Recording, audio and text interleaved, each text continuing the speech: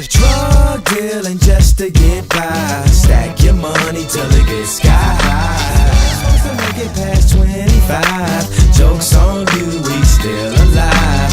Throw your hands up in the sky and say we don't care what people say. Hey gang, welcome to another episode of Jay Speaks, this channel's newest show, where I, Jay, go out into the world to make my case for ending the drug war, and by proxy, in this instance, speak in favor of marijuana legalization. This time, I was on a panel at Raritan Valley Community College, alongside Senator Ronald, Assembly Reps Jamel, Holley, and Angela McKnight, former Prosecutor Rory, People's Organization for Progress Chairman Larry Hamm, and Dr. Calvin Chatlos, a psychiatrist that specializes in addiction medicine. A lot of letters and titles in front and behind of these people and their names. Then you got me, a nobody, just like you in these kinds of people's eyes.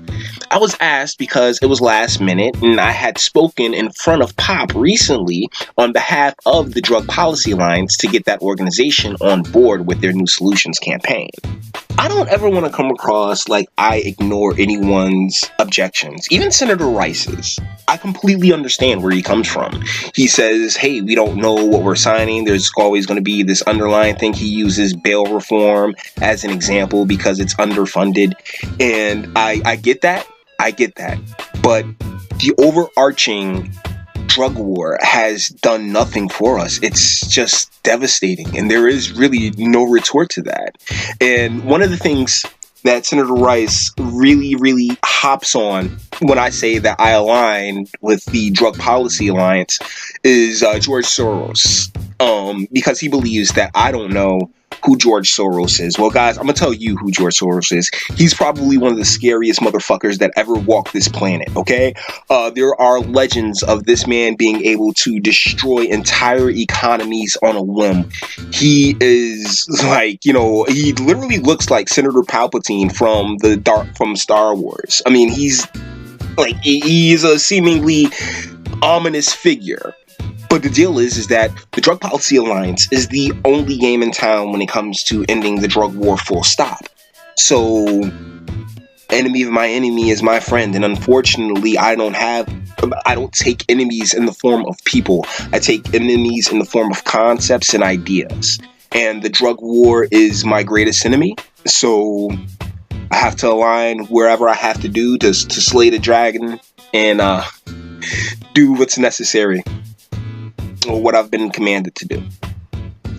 If you've been a member of my audience for any length of time, you know the end game. You know my final solution. End the drug war in its entirety. None of it makes logical sense, and we are dooming communities and dismantling families every day for what equates to trying to make ends meet.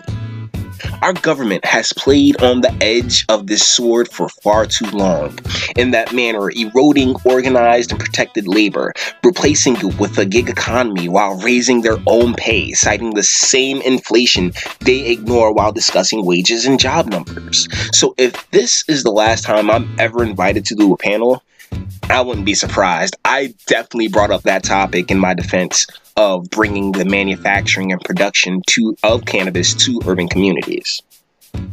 I wish I could show you how quickly my fellow panelists changed the topic when I broached the reality of electeds making six figures while the constituents struggle. But unfortunately, my camera has a half an hour time limit.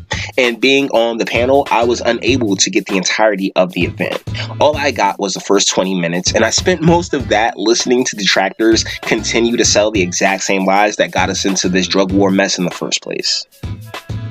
There's an old saying, when the government takes a right away, don't expect to get it back. None of this should have ever taken place. The drug war was created to fill prisons, and there is almost no one willing to disagree with that.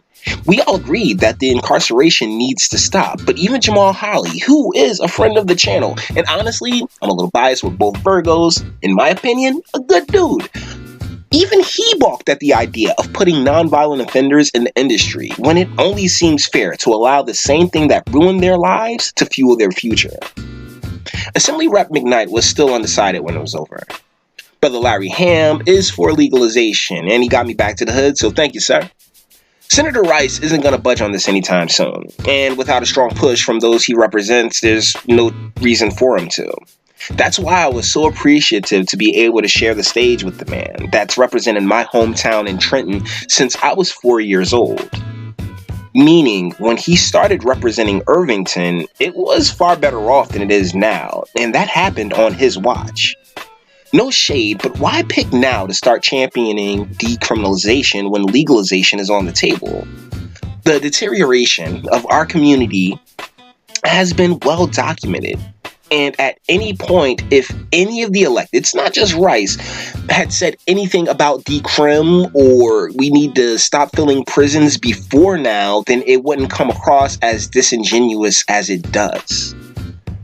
Last year, Senator Sweeney said that we should expect legalization this year, but cold water was splashed on that by both Senator Rice and Assembly Rep Holley, who, alongside McKnight, are the only opinions that matter in the room because they're the only ones that are going to be voting in Trenton. The rest of us are nobodies. Only people in that room that legitimately have a say in that is Knight, Rice, Holley. I fought for us, though. I fought for the nobodies. They brought up children. I retorted with that they have parents and informed them of the bullshit reverse psychology game that was the DARE program that, didn't work the way that they intended it to. Senator Rice warned of how this would devastate the community, and I inquired how it could possibly be worse than prohibition has been. As he uses examples of mothers on welfare, I advocate for an end to the welfare state using the cannabis industry as a means to address the poverty that these single mothers live in. I almost forgot. When I threw out our elected six-figure incomes, Senator Rice tossed me a fist bump because he didn't see that coming. I'm so pissed I didn't get that on camera, but my life is about being grateful for what I have, not pining for what I don't. And in that spirit, thank you. Thank you so much for watching. Please do all the YouTube things. Like, sub, share, and speak.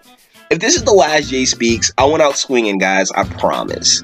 Next video is going to be an episode of Unbound. So until then, love.